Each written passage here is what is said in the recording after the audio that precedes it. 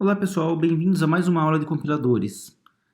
Nesta aula a gente vai começar a falar de outro tipo de analisador sintático, ou outra técnica de análise sintática conhecida como análise LR. As referências bibliográficas vão ser as mesmas das aulas anteriores, né? Principalmente aí o livro do Dragão, que é o primeiro livro. E vamos lá. Recapitulando, a gente já viu aí que existem duas formas de reconhecer uma linguagem por meio de uma gramática, que é a inferência recursiva e a derivação. Então, dado um exemplo de uma gramática, a gente viu que a inferência recursiva consiste em você aplicar as regras de produção substituindo o corpo pela cabeça e a derivação substituir a cabeça pelo corpo. A gente viu na última aula, né, o processo LL, que usa derivação, ou seja, vai trocando os símbolos da cabeça pelo corpo. Então você começa pelo símbolo inicial, substitui ele, e de preferência você usa uma abordagem preditiva para fazer isso, ou seja, você já substitui sabendo que aquele caminho é o correto, e assim por diante, até você chegar na sua cadeia. O processo de inferência recursiva ele vai fazer o caminho oposto, ou seja, ele vai do corpo, ele começa com a sua cadeia e vai aplicando substituições inversas, ou seja, aqui nesse exemplo ele trocou o B pelo I na hora de fazer uma inferência. E vai repetindo esse processo, sempre substituindo um símbolo ou vários símbolos pela sua cabeça, até chegar no símbolo inicial da gramática. Bom, então vamos lá ver o processo, como que ele funciona. A gente começa olhando aqui a nossa gramática e a nossa entrada, no caso aqui, A vezes B. É um processo de inferência recursiva que a gente vai aplicar. A análise LR usa o processo de inferência recursiva, ou seja, a gente vai montar a árvore de baixo para cima, começando das folhas e indo até a raiz. Então vamos começar aqui escrevendo a nossa cadeia aqui embaixo, eu vou montar de baixo para cima, né? Então A vezes B vai ser aqui embaixo. E eu vou ter que fazer a leitura da esquerda para a direita. Então eu começo lendo o meu primeiro token, né, que é o que veio do analisador léxico. Então a gente sabe que tem a letra A, e eu tenho que aplicar alguma regra de produção aqui de uma forma invertida, ou usando inferência. No caso, a gente tem essa regra aqui, ó, F leva a A. Isso significa que eu posso substituir o A pelo F, ou seja, o F vai ser o pai do A na minha árvore, certo? E aí eu posso mover o próximo, conseguir fazer uma inferência aqui. Vamos tentar agora fazer uma inferência olhando para o asterisco. No caso, o asterisco não tem nenhuma regra que usa o asterisco sozinho aqui. Ó. Se eu olhar para a minha gramática, não tem como você substituir o asterisco sozinho por alguém. E também não tem como eu trocar o F asterisco por alguma coisa. Ou o F asterisco B por alguma coisa. Eu tenho que transformar um pouquinho mais ainda essa minha árvore. Então a gente vai ler um próximo símbolo. Vamos ler o B. Bom, o B também a gente tem uma regra aqui, ó. F leva a B. Então eu posso fazer com que o F seja o pai do B na minha árvore. Seguindo esse processo, ainda estou lendo o B, né? Eu posso substituir o F pelo T, porque eu tenho uma regra. T leva a F.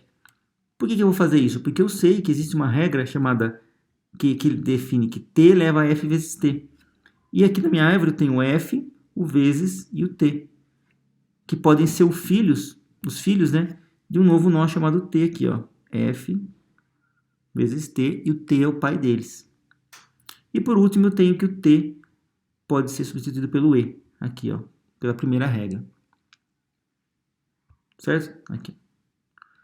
Ou seja, o processo de inferência recursiva consiste em você lendo da esquerda para a direita a sua entrada e substituindo os seus símbolos por outros na árvore, usando as regras de produção como base para essa escolha. Certo? Então é um processo parecido com a derivação, só que você trabalha de baixo para cima na árvore. Como a gente vai implementar isso? Como a gente vai transformar isso numa implementação de fato, que a gente consiga traduzir isso automaticamente com um programa?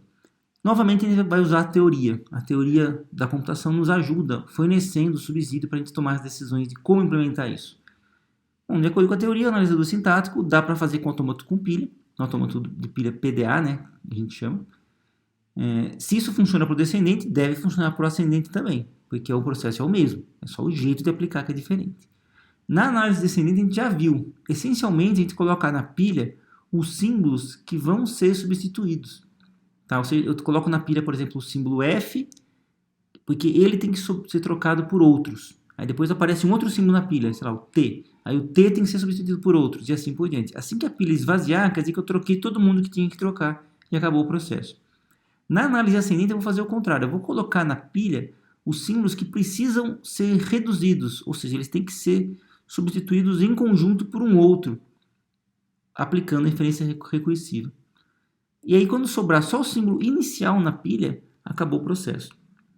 Então é parecido, né? Na descendente a gente tem aqui, né, como eu já mostrei aí na última aula, o esquema básico de um analisador descendente, que ele usa uma tabela LL de 1 como apoio, e a pilha, né, vai ser usada para guardar os símbolos para serem substituídos, e ele vai produzir uma sequência de derivações. E a análise ascendente é parecida também. Então a gente vai usar, na verdade, uma tabela diferente, que é a tabela de análise sintática ascendente, né, a tabela ASA. A pilha também vai guardar símbolos, só que eu vou trocar os símbolos de uma vez só, vários de uma vez só, ao invés de um por vez. E o resultado são inferências recursivas ou erro, se acontecer. Beleza, vamos agora pensar no desafio, né? Qual que é a essência do algoritmo da análise ascendente. Para isso, eu vou retomar o assunto da análise descendente. Então, aqui a gente está falando de novo da análise descendente, ok? Na análise descendente, o principal problema é determinar qual produção aplicar. Essa é a nossa essência do problema da descendente. Ou seja, estando lendo uma entrada onde o símbolo atual é o A e eu tenho que substituir o símbolo E por alguma coisa, eu tenho que escolher alguma produção para aplicar. E a dúvida é qual escolher. Todo o nosso esforço de fazer a implementação preditiva se resume a isso, né? Escolher corretamente as produções em todo momento. E a gente viu que dá para fazer isso com a tabela LL, onde a gente, analisando, né, toda a combinação de símbolo na pilha, que significa um símbolo não terminal, com entrada, eu consigo decidir qual produção aplicar. E se na pilha tiver um terminal e ele for igual ao que está na entrada, eu sei que eu encontrei o símbolo que eu estava esperando. Então essa é a essência da análise descendente. Tá? A tabela LL, basicamente, ela codifica toda a decisão para mim. Se eu conseguir construir ela, significa que eu tenho uma gramática que permite eu fazer a decisão sempre. Na análise ascendente, é um processo diferente, que ele vai usar o conceito de empilhamento e redução. Tá? São duas ações que a gente vai ter. O empilhamento significa pegar um símbolo da cadeia de entrada e colocar na pilha. A redução significa pegar o lado direito de uma produção que apareceu na pilha e substituir pelo lado esquerdo da produção, pela cabeça. E eu vou repetir esse espaço até que vai ser aceito ou não. Tá? Esse processo consiste aí na essência da análise ascendente. Então, olha só como é que vai funcionar. Suponha que você tenha, né, uma gramática aqui bem simples, com duas regras, né? S leva a S mais N ou N. E você tem uma entrada N mais N. E o cifrão eu coloco no final, que seria o fim da entrada, como se fosse o símbolo de fim de arquivo. Né? Eu vou começar fazendo a leitura, né, dos símbolos da esquerda para a direita. Então, eu vou começar lendo o N.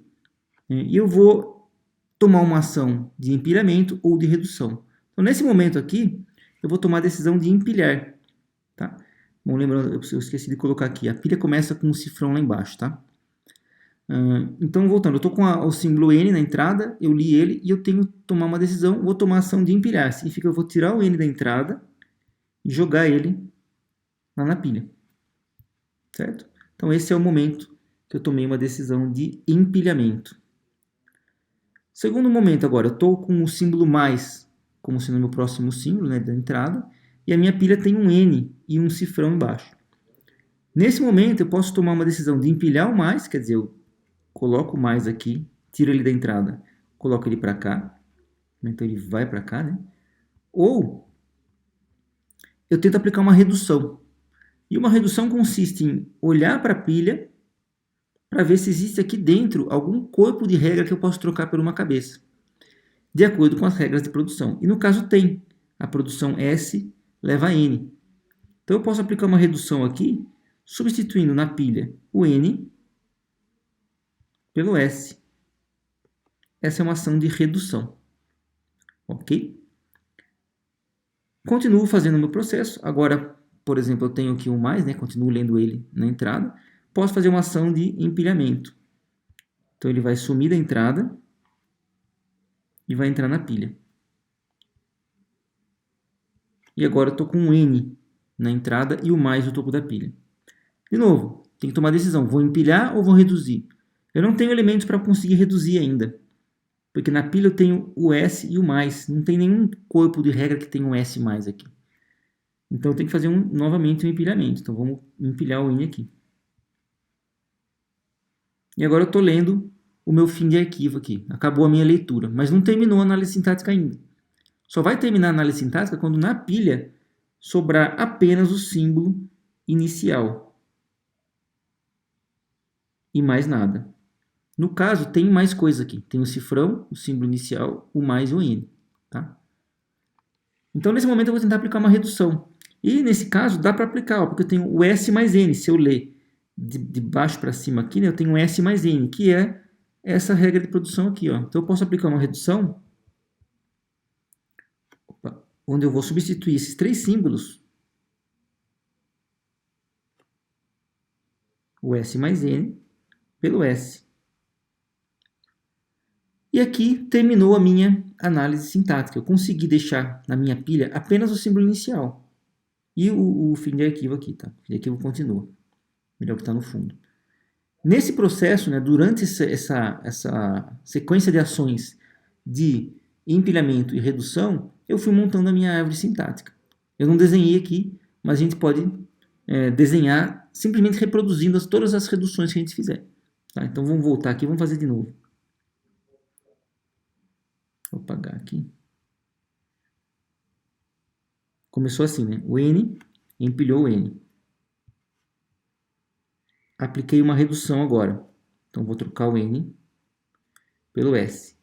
Nesse momento é como se eu tivesse montado aqui na minha árvore o S como sendo o pai do N. Aí eu vou empilhar o mais. Aí eu vou empilhar o N de novo. E aí agora eu vou aplicar minha redução. Então vou trocar o S mais N pelo S. E nesse momento significa que eu coloquei aqui o S mais N como sendo filhos do S. Ok? Então esse processo de análise que a gente vai tentar implementar, e a dúvida, né, é quando fazer a escolha por uma ação de redução e quando fazer uma escolha por uma ação de empilhamento. Bom, a decisão de quando empilhar e quando reduzir depende do aparecimento de um gancho, em inglês aí o handle, que é uma sequência, né, uma cadeia que aparece na pilha e que indica que existe uma redução possível de ser feita. Em alguns casos é bem simples, né? Para cada produção A leva a alfa é um gancho. Assim, quando alfa aparecer no topo da pilha, substituo pelo A. Olha esse exemplo aqui, ó. Tem uma produção que significa que representa que A leva a AZHB. Ou seja, nesse caso, alfa é isso aqui, né? AZHB. E em determinado momento da minha execução apareceu o A, o Z, o H e o B, lendo de baixo para cima na pilha. Nesse momento que apareceu o gancho, eu sei que chegou a hora de aplicar uma redução. Eu substituo esses três símbolos aqui pelo A. Então, detectar o aparecimento do gancho consiste essencialmente em conseguir implementar a análise sintática ascendente. Tá? Então, é um processo bem sistemático que consiste em você conseguir, né, marcar os seus ganchos ou o aparecimento deles no processo de inferência recursiva. O problema é que nem sempre a minha produção, né, A leva a alfa, vai produzir um gancho que aparece exatamente daquele jeito na pilha. Pode ser, por exemplo, que esse símbolo H aqui, né, ele não apareça na pilha. Pode ser que no meu H eu tenha, sei lá, um H leva a C.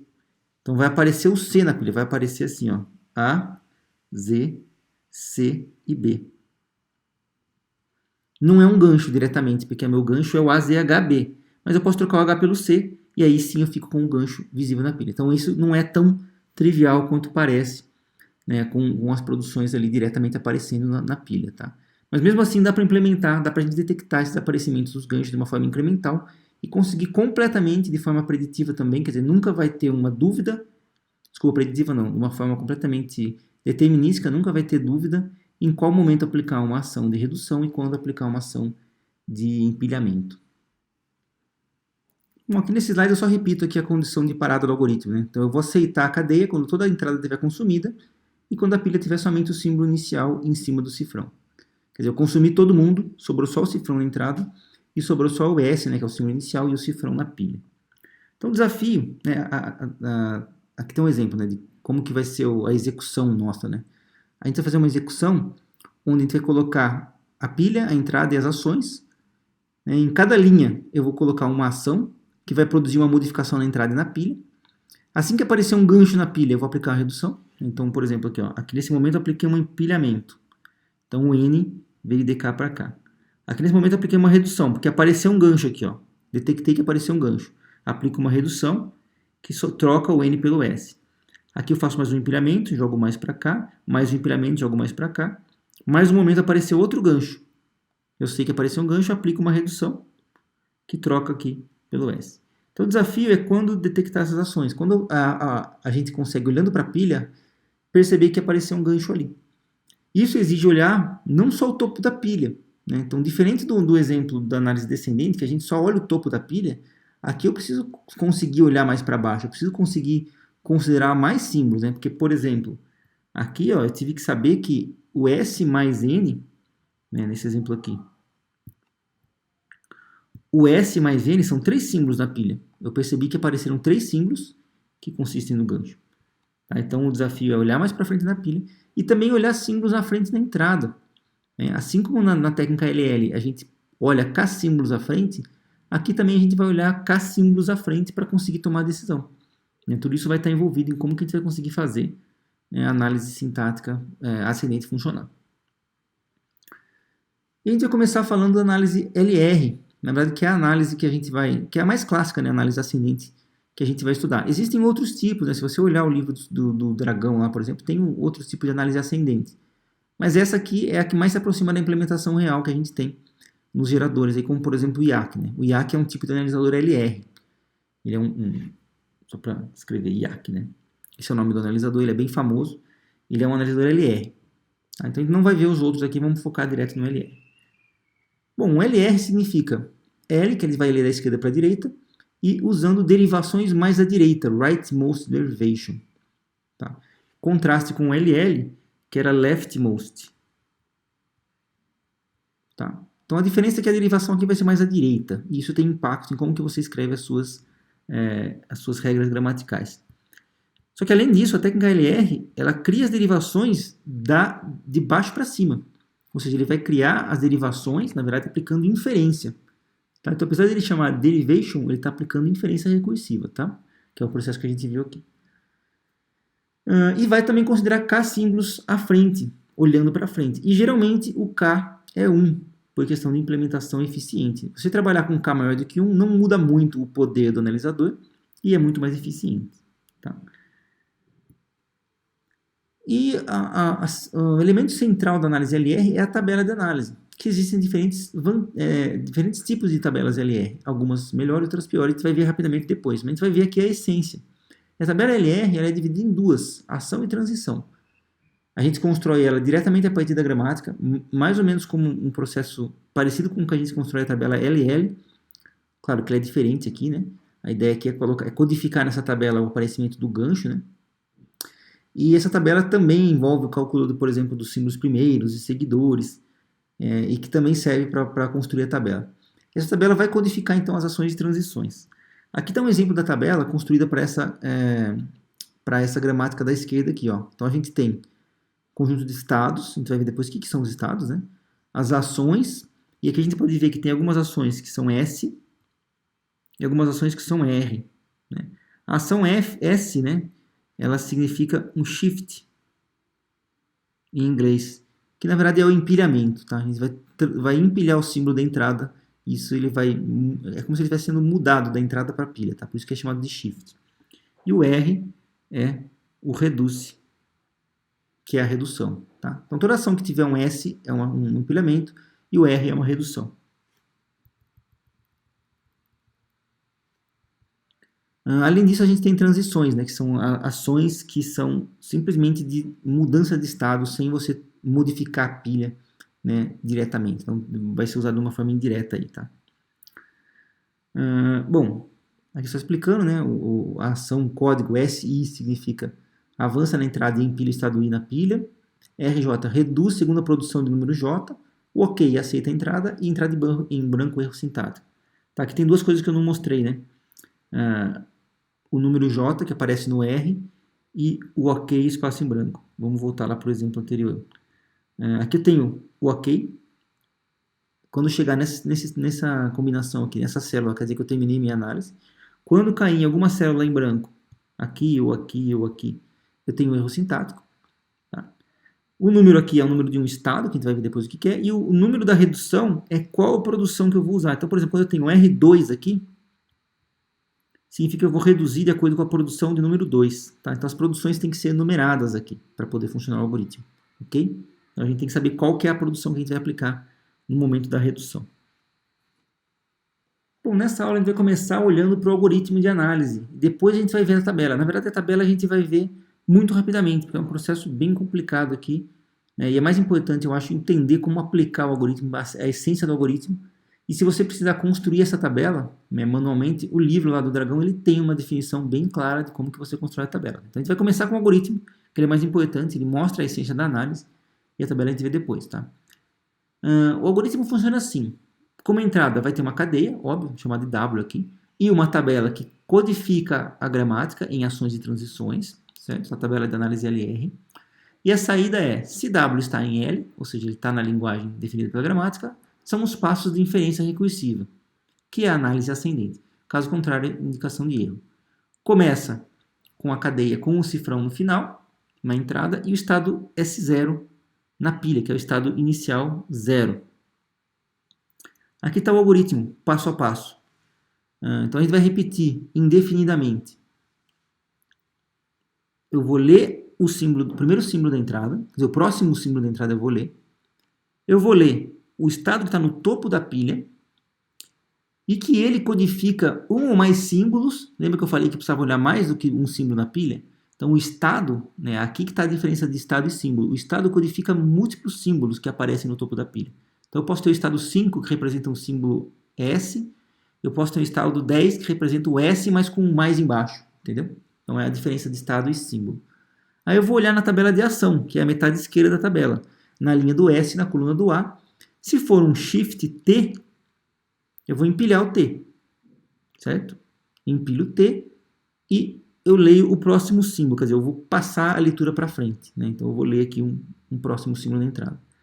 Se não, se a ação for uma redução, e aí é sempre uma redução com uma produção em particular, então redução R3, quer dizer que a produção de número 3 vai ser aplicada, eu vou olhar aquela produção, eu vou contar quantos símbolos tem no corpo daquela regra, estou chamando de beta aqui, eu vou desempilhar essa quantidade de símbolos, sem saber quais são, vou pegar o meu topo da pilha agora, que chama de T, vou olhar na tabela de transição, que é o lado direito da tabela, na tabela LR, na linha do T e na coluna do A, que é a cabeça da regra que eu estou reduzindo. E essa vai ser a minha redução aplicada. Ok? Então, esse é o processo, simplesmente esses dois passos aqui. Então, ou vai ser uma ação de redução, ou vai ser uma ação de shift. Se não, se for um ok, né? Quer dizer que terminou, fim. Se não, erro, que é o caso da célula vazia. Bom, então vamos aplicar esse algoritmo para a gente ver as suas condições sendo executadas, tá? Eu vou considerar aquela gramática que eu estava trabalhando, é uma gramática de expressões aritméticas também simples. E veja só que aqui eu tenho recursão à esquerda, ó. Esse algoritmo tolera a recursão à esquerda, diferente da LL. Eu tenho que separar as produções individualmente e numerá-las individualmente para poder funcionar, porque eu tenho reduções individuais, então antes estava assim, né? E leva a E mais T ou T. Né? Isso aqui são duas produções, a gente tem que separar em duas aqui para poder funcionar, ok? E eu vou dar um número para cada uma delas. Então, de 1 a 6 aqui são as minhas produções da minha gramática. Vamos começar a execução. Então, o que eu tenho que fazer? Eu tenho que olhar o símbolo da entrada. Então, vamos copiar aqui. Vamos começar, na verdade, com o meu estado inicial. O estado inicial é a minha entrada, ID, vezes ID, mais ID. Copiei daqui, né? E eu tenho o meu símbolo cifrão ali embaixo, no final. E a minha pilha começa com o 0. E agora eu vou desenhar minha pilha da esquerda para a direita. Então, invertido em relação à análise LL, tá? Não vai se confundir. A minha pilha agora é da esquerda para a direita. Então, aqui é o fundo da pilha e aqui é o topo da pilha. Ok? Então, vamos ser nessa ordem aqui. Então, a gente vai começar olhando na linha do zero e na coluna do primeiro símbolo da entrada, que é o ID. Então, vamos olhar lá na nossa tabela. Na linha do zero, coluna do ID é a ação S5. A gente vai aplicar uma ação S5. O S5, coloco aqui a minha ação S5, consiste em empilhar o símbolo, o estado 5 na pilha aqui. Ó. Isso corresponde, o estado 5 corresponde ao símbolo ID. Tá? Lembrando que um estado não necessariamente é um símbolo, tá? É uma correspondência, né, que o ID significa o estado 5, mas pode ser que tenha outro estado que também seja o ID, tá? É que o estado condensa outros símbolos abaixo dele. E aí, como eu fiz um shift, né, como eu fiz um S, o ID sai da entrada. Então, agora o meu próximo símbolo de entrada é o vezes. Ok? Então, vamos olhar agora o topo da pilha, que é o 5. E a minha entrada, primeiro símbolo, que é o asterisco. E vamos olhar na tabela de ação. Na linha do 5, diminuir um pouquinho. Na linha do 5, na coluna do asterisco. Eu tenho o R6. Essa é a minha ação que eu vou aplicar agora. Então, R6 é a minha redução. Para aplicar a redução, primeira coisa, eu tenho que descobrir qual que é a minha produção que eu vou reduzir. É a produção de número 6. Então, vamos olhar aqui a produção de número 6. Está aqui. Lembra que eu tenho que olhar A leva beta. Eu tenho que calcular o comprimento do beta para poder tirar da pilha, certo? O beta aqui, no caso, é a ID. Quantos símbolos tem o beta? 1. Então, eu vou desempilhar um símbolo da pilha. Não interessa qual. Ok? Então, vamos desempilhar um símbolo da pilha. Então, eu tinha o 0,5, agora ficou só o 0. E aí eu vou empilhar, né, na minha pilha, aplicando agora a regra da transição, que é na linha do 0, que é o novo topo da pilha, na coluna da cabeça da regra. Qual que é a cabeça da regra? F. Então, na linha do 0, na coluna do F, vou aplicar minha transição. Certo? Esse é o final do processo de redução. Então, esse aqui é o 3 que vai entrar agora. Então, minha pilha vai ficar com 3 no topo da pilha agora. Isso significa que eu troquei o meu ID pelo F. Esse é meu símbolo agora que eu vou colocar. Essa coluna aqui de símbolos que eu estou mostrando aqui é só para fazer um lembrete de quais são os símbolos que eu estou trabalhando. Então, como eu apliquei uma redução do ID para F, estou trocando o ID pelo F na pilha. Mas, na verdade, a gente não precisa dessa coluna aqui, ela é desnecessária. Tá? Só para a gente ir acompanhando quais são os símbolos. E nesse momento eu não modifiquei a minha entrada, porque eu apenas fiz uma redução. Então, a minha entrada continua igual. Agora eu tenho o 3 no topo da pilha e o asterisco na entrada. Então, vamos lá. Linha do 3, coluna do asterisco. É a ação R4. Vamos aplicar o R4. E vamos olhar qual que é a produção 4. A produção 4 é essa aqui, ó. T eleva a F. Quantos símbolos na direita eu tenho? 1. Então eu tenho que desempilhar um símbolo da pilha. Eu estava com 0 e 3, agora ficou só o 0. Agora vamos aplicar a transição da linha do 0 na coluna do T, que é a cabeça da minha regra. Linha do 0, coluna do T, é 2. Então o 2 é o novo símbolo do topo da pilha. Isso significa que agora eu tenho o símbolo T representado aqui. E a minha entrada continua sendo a mesma. Continuando. 2 na pilha, asterisco na entrada. 2 na pilha, asterisco na entrada é o S7.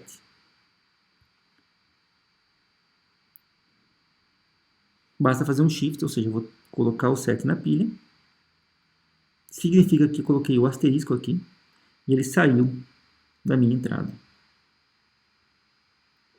7 na pilha, ID na entrada. 7 com ID, S5.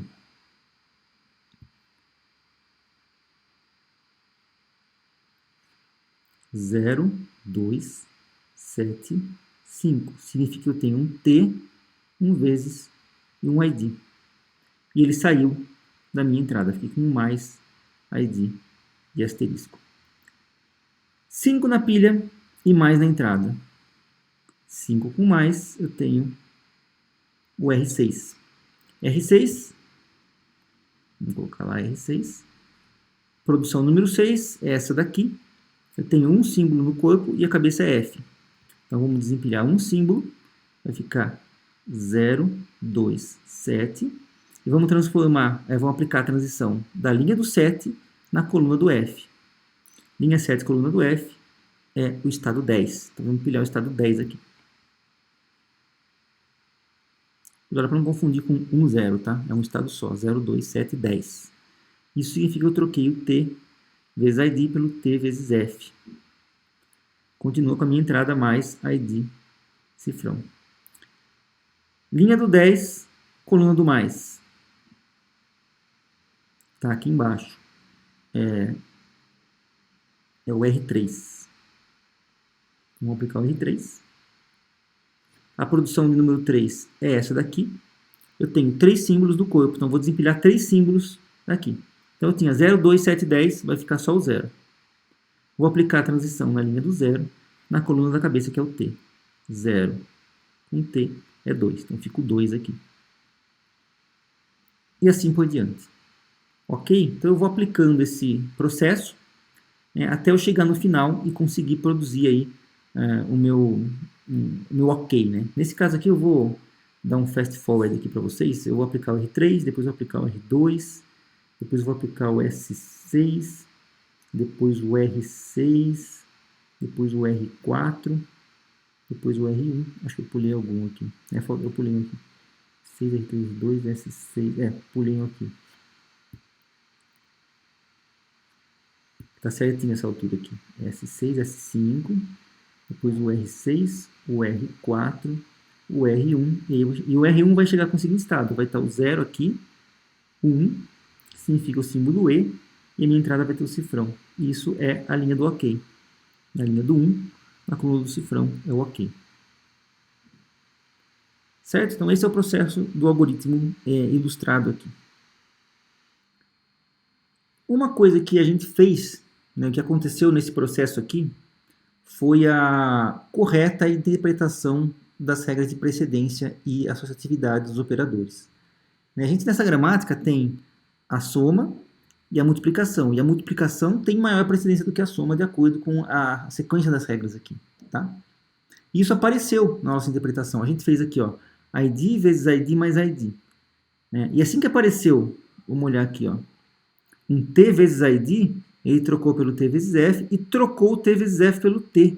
Significa que a minha árvore agrupou T vezes F em um único símbolo, ou seja, resolveu a multiplicação primeiro para depois introduzir a soma. Então, ele, na verdade, fez esse agrupamento aqui, ó, ID vezes ID, primeiro e depois fez o mais. Isso fica mais claro, né, se eu colocar o parênteses aqui. Ó, se eu fizer esse parênteses aqui, esse exemplo, né, a gente vai ver que ele vai também fazer o agrupamento correto. Nesse caso aqui, ó, vou dar um zoom. E deixo como exercício para vocês fazerem também, tá? Olha só, apareceu o T vezes aqui. Aí ele vai abrir o parênteses. Aí ele vai colocar o parênteses, vai expandir, até que ele vai chegar no E mais T. Nesse momento ele vai reduzir. Ou seja, o E mais T vai transformar em E, e depois é que ele vai multiplicar pelo F aqui, ó. Quer dizer, o vezes vai ser executado depois do mais. Tá? Então, isso está codificado corretamente na gramática. Se você fizer o exercício aqui, não, deixa eu voltar, peraí. Experimente aí como exercício fazer ID mais ID vezes ID. Tá? Então, troca o vezes com o mais aqui, com essa mesma tabela. E você vai ver que ele vai corretamente apenas reduzir o ID vezes ID primeiro. Ele vai fazer a redução do ID vezes ID primeiro, e depois é que ele vai fazer o resultado reduzir para um outro ID. Tá? Isso também vai funcionar de acordo com a sequência de ações de empilhamento e redução que está implementado aqui. Ok? Também tem um exemplo aí para vocês reproduzirem, um exercício, né? Que é um caso de uma entrada incorreta. Ó. Então, eu tenho parênteses fechando, faltando aqui. Nesse caso, ele vai cair no erro, né? Se você for seguir o passo a passo, vai chegar um momento que ele vai estar com o estado 8 na entrada, na pilha, e o cifrão na entrada. Na linha do 8, coluna do cifrão, que é a última aqui, né? Está vazio, ou seja, um erro sintático. Então, esse algoritmo também detecta erros sintáticos, encontrando células vazias na tabela. Bom, vou falar um pouquinho agora de conflitos, que é um ponto aqui que é bem difícil de entender e de conseguir resolver no analisador LR, para falar a verdade. Tá? Que é quando acontece, na hora que você escreve a sua gramática, uma situação onde na mesma célula existem duas ações conflitantes. Tá? É como se na minha célula, voltando aqui no exemplo, né, suponha que na minha tabela aqui, eu faço o algoritmo de construção da tabela, né, que eu não mostrei para vocês aqui, né, mas suponha que tem aqui um R2 e um S4. Os dois caíram aqui dentro. Isso gerou um conflito shift e reduce. Ou então suponha que apareceu aqui um R2 e um R4. Quer dizer, eu tenho duas ações diferentes de redução. É um conflito reduce-reduce. Tá? Então esse tipo de conflito a gente vai falar um pouquinho agora. Tá? E vai aparecer no momento que você constrói a tabela, da mesma forma que os não determinismos apareciam na construção da tabela LL. Bom, o primeiro conflito que eu vou falar é o conflito empilha-reduz, que é a dúvida entre empilhar ou reduzir. Né? E eu não vou conseguir explicar isso sem realmente ir a fundo na construção da tabela, mas dá para ter uma primeira noção. Olha o exemplo aí da construção do if com o else sobrando, que a gente já viu que é uma gramática ambígua, né? Isso é uma gramática ambígua, porque a gente não sabe de quem que é o else quando eu tenho dois ifs e um único else, né? Isso gera um conflito empilha-reduz. E o conflito vai acontecer na transição, a partir das possibilidades para o mesmo gancho. Né? Então eu tenho um gancho lá, lembra que o gancho é um corpo de regra, né? Então esse aqui é o gancho, apareceu na pilha. If, parênteses, exp, parênteses, declaração. Então eu estou nesse momento aqui, ó, nesse momento vermelho aqui. Aí apareceu um outro símbolo, que é o else aqui na frente, certo? Opa. Apareceu um else na frente. A dúvida é, aplico essa redução, ou seja, já transformo o que estava antes e deixo o else para fora, ou tento consumir o else para depois fazer a redução. Quer dizer, ou eu faço o reduce agora, ou eu faço o shift para fazer o reduce depois. Esse é um conflito empilha-reduz. Tá? As duas possibilidades são possíveis, são válidas de acordo com a codificação da tabela. Tá? Aqui é um exemplo do conflito reduz-reduz. Né? Suponho que eu tenha a seguinte gramática, onde eu tenho, né, que uma regra chamada ativa decle leva id e a variável leva id também. Suponho que apareceu, né, na minha situação, na minha gramática, eu tenho o id aparecendo, né, como um gancho na pilha. Eu posso aplicar a redução para essa regra ou aplicar a redução para essa regra aqui. Eu não sei, porque eu estou fazendo a redução, eu estou lendo o corpo da regra, eu não sei qual que é a cabeça. Né? Então é um conflito reduz-reduz, quer dizer, eu reduzo pela regra 1 ou pela regra 2. Né? No caso aqui seria regra 2 ou a regra 4, né? Se eu numerar assim. Né? Então esse tipo de conflito acontece quando a gente tem duas possibilidades de redução diferentes. Beleza. Uma vez que apareceram os conflitos, como é que eu resolvo? Né? Como é que eu trato essa situação? De novo, assim como no caso LL, pode ser que seja uma ambiguidade. E ambiguidade pode ser que você tenha que resolver reescrevendo a gramática. Tá? E aí você resolve o problema. Né? Se tiver uma ambiguidade, você resolve a ambiguidade daqueles jeitos que a gente viu numa aula passada. E aí não vai gerar o conflito quando você produzir a tabela.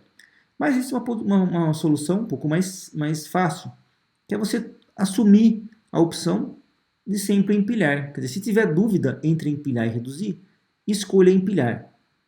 Escolher empilhar sempre significa o seguinte: seja ganancioso na hora de reduzir. Você vai reduzir com 5 símbolos, mas tem a possibilidade de empilhar para reduzir depois com 7. Né? Então a opção que reduz com 7 é mais gananciosa do que reduzir com 5. Então o comportamento ganancioso consiste em, no momento da dúvida, escolher sempre o empilhamento. E isso resolve a ambiguidade do else sobrando, agrupando sempre o else com o if mais próximo, que é o comportamento ganancioso. Tá? Então aqui está um exemplo de como seria uma decisão errada, de acordo com essa resolução de conflito aqui. Ó. Então suponha que na minha pilha eu tenho os seguintes símbolos. a minha entrada apareceu um else aqui, ó. Quer dizer, eu tenho dois ifs aqui, né? Um if aqui, um if aqui. Aí apareceu um else. O else vai para esse if ou vai para o outro if? Essa aqui é a dúvida, né? Se eu aplicar uma ação de reduce aqui, eu vou trocar todo esse if exp da em outra pelo decl if, certo? Que é uma redução válida aqui. Beleza? Aí eu faço um shift, aí vai vir um else. Faço outro shift, vai vir um outro. Aí eu faço um reduce aqui, ó, que fica um único decl if. Essa decisão, por que eu estou dizendo que ela é errada?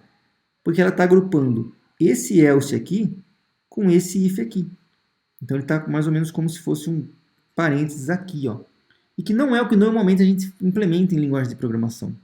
Geralmente a gente faz um alinhamento com o else mais próximo, que é o comportamento default. Se eu aplicar o comportamento default, vai naturalmente resolver corretamente, ó. Então estou na dúvida aqui, ó. Aplico, estou com o else na entrada aqui. Aplico o reduce ou aplico o shift? Na dúvida, sempre empilhar. Se eu aplicar o shift aqui, o else vem para cá, aí vem outra. Aí eu vou agrupar esses caras aqui. Eu vou reduzir o if exp em outra, else outra, numa única ação de if, e depois eu vou reduzir de novo. Então vai ficar agrupado assim. Ok? Então, uma maneira de resolver os conflitos empilha-reduz é sempre empilhar. E aí você meio que assume que o comportamento ganancioso funciona, e você projeta a gramática sabendo disso, e você não tem problema de ordem prática, apesar de ter gramática ambígua. Tá? E esse é um ponto positivo do analisador LR. Ele tolera a ambiguidade na gramática quando você tem conflito empilha-reduz, e aquele conflito, ao ser resolvido de maneira gananciosa, é o que você quer mesmo. Ok? Então essa é uma forma de resolver o conflito empilha-reduz. O conflito empilha-reduz também vai aparecer quando a gente tem ambiguidade que nasce da relação de associatividade e precedência dos operadores em expressões aritméticas e exemplos parecidos. Tá? Se você aplicar a decisão padrão de sempre empilhar, nesse caso aqui, não necessariamente você vai obedecer às convenções matemáticas, que é, por exemplo, que o asterisco, né, tenha precedência maior, que o mais tenha precedência sobre o mais, ou seja, ele é associativo à esquerda, e assim por diante. Tá?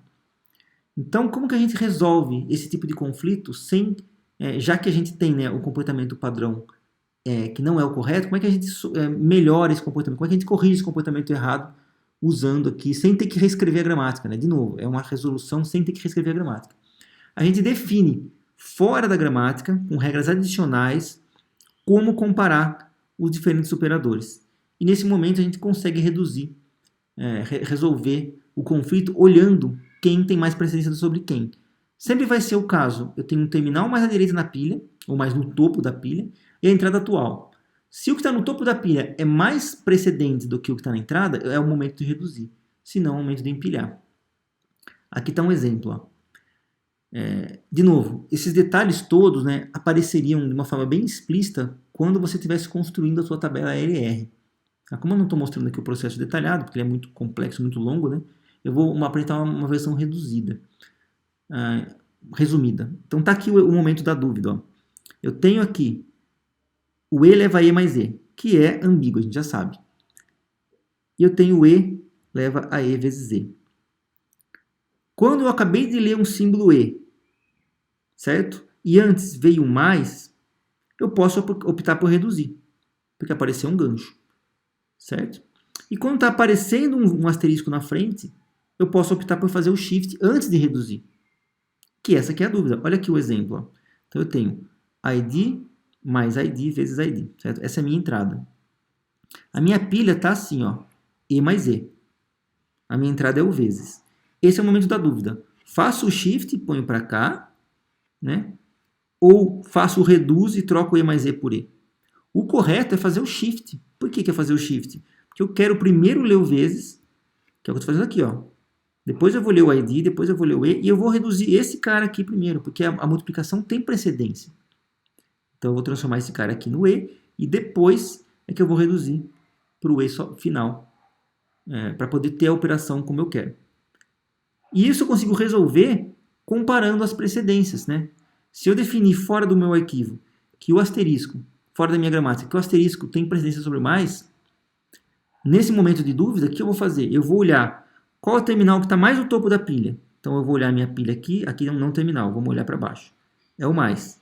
Qual é a segunda entrada? É o vezes. Vamos olhar nas regras adicionais. Está aqui embaixo. O asterisco ganha do mais. Então, é o momento de reduzir. Desculpa, o momento de empilhar. Né? O asterisco ganha mais no momento de empilhar. Certo? E aí isso resolve o meu problema, resolve minha ambiguidade, sem ter nenhuma dúvida. Aqui mesmo exemplo, ó, se eu tiver o mais e o mais, né? Como é que eu agrupo o mais? Matematicamente falando, tanto faz, tá? A soma vai ser a mesma, mas eu também defino isso, eu defino que o mais tem precedência sobre o mais. Então apareceu o mais na pilha e o mais na entrada. Quem ganha? Ganha o mais da pilha, então eu faço redução. Ok?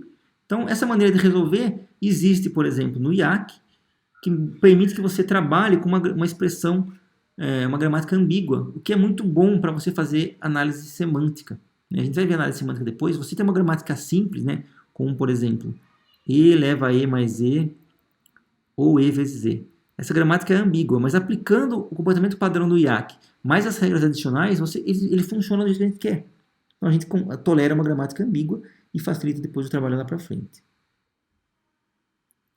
Bom, conflitos normalmente indicam ambiguidade ou algum outro problema no projeto da gramática. Tá? A gente viu aqui duas técnicas bem simples, que na verdade é de técnicas de implementação, né? Por exemplo, do IAC, que eles resolvem alguns desses problemas de algumas maneiras que a gente já sabe que funciona. Mas, por exemplo, eu não falei do conflito reduz-reduz, né? Que é o exemplo. Deixa eu voltar um pouquinho mais aqui. Aqui, esse aqui é o exemplo do conflito reduz-reduz. Esse exemplo, que deve ser originado de algum problema como ambiguidade, não tem uma resolução tão trivial quanto você colocar uma regrinha adicional lá de precedência. Não é assim que funciona. O reduz-reduz você não resolve automaticamente. Tem que reescrever a gramática. E que também não tem regra para aquilo. Tá? Não tem como você reescrever a gramática de um jeito sistemático que garante que você resolve o seu problema. Tá?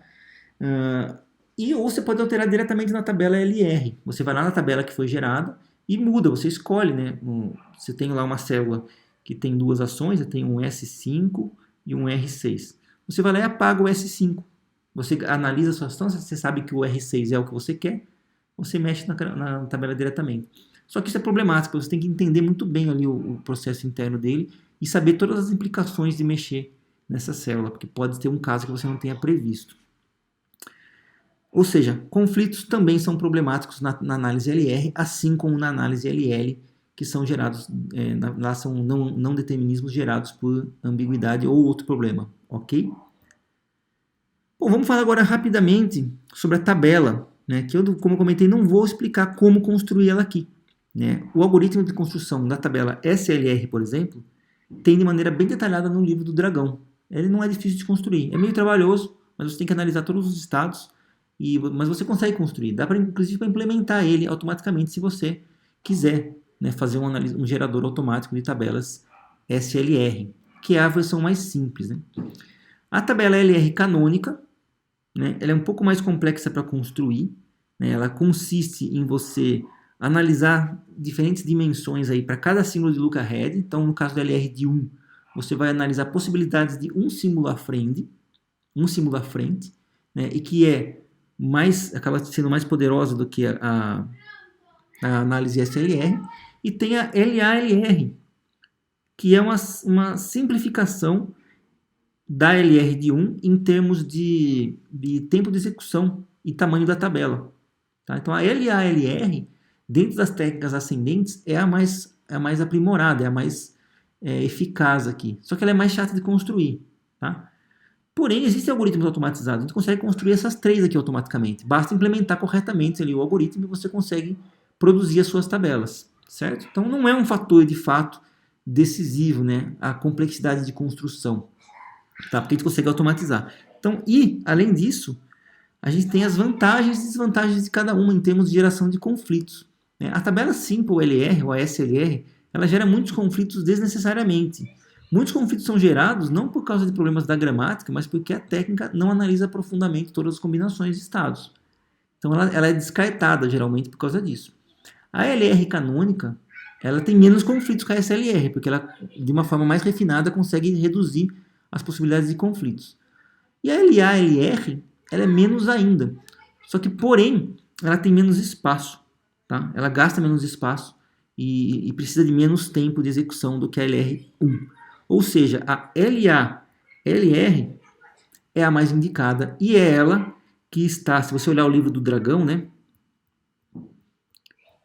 Dragon Book, é ela que vai estar na espada, essa técnica vai estar na espada do cavaleiro que mata o dragão, ok? E é por esse motivo aqui que ela é a mais indicada. Ela consegue juntar os melhores das tabelas aqui.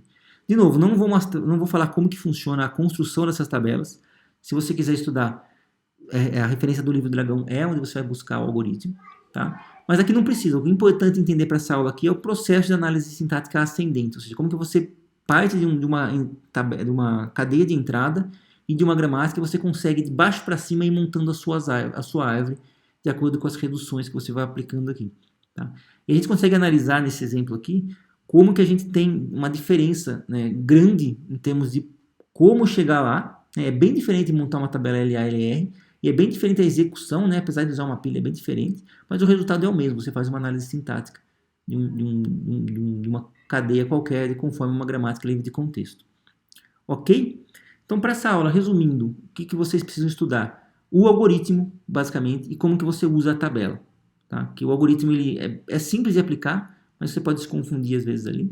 Em particular, eu gostaria que vocês fizessem os exercícios testando as diferentes precedências, né, com mais, com vezes, com parênteses, com erros sintáticos aparecendo, para vocês verem a tabela em funcionamento. Ok? Então é isso, até a próxima.